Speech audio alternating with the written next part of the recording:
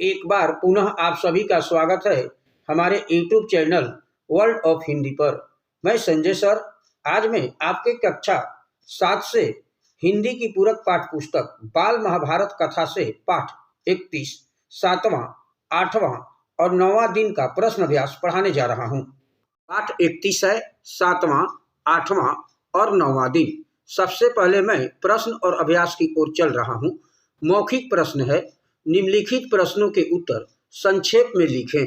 प्रश्न संख्या 1 है, 7वें दिन के युद्ध की क्या विशेषता थी? उत्तर है, 7वें दिन के युद्ध की यह विशेषता थी कि वह एक स्थान पर केंद्रित न रहकर अनेक मोर्चों पर लड़ा जा रहा था। प्रश्न संख्या 2 है, अर्जुन के बेटे इरावन का जन्म किससे हुआ था? उत्तर है, अर्जुन के बेटे इरावन का जन्म नागकन्या से हुआ था। प्रश्न संख्या 3 है, 9वें दिन किस किस के बीच घोर संग्राम छिड़ गया था? उत्तर है, 9वें दिन अभिमन्यु और अलम्बुस के बीच घोर संग्राम छिड़ गया था।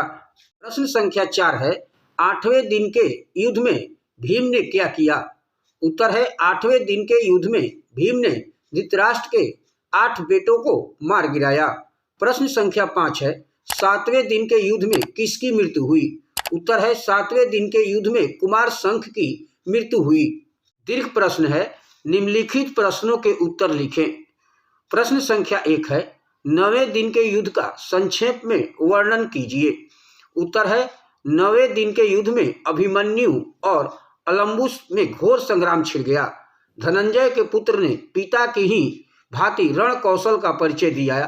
पांडवों की सेना की पितामह ने उस दिन बड़ी दुर्गति की, यहाँ तक कि अर्जुन और श्री कृष्ण दोनों को ही बड़ी पीड़ा हुई।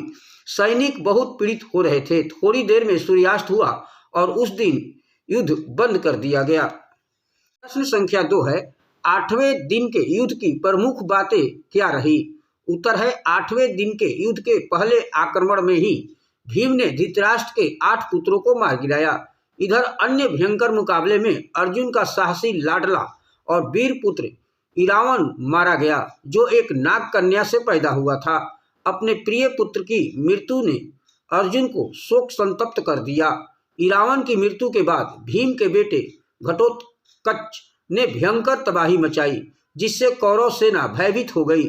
इसके बाद घटोत्कच कौरव सेना में भयंकर उत्पात मचाया। इस तरह से यह पाठ यही समाप्त हुआ। Thank you. मैं संजय सर।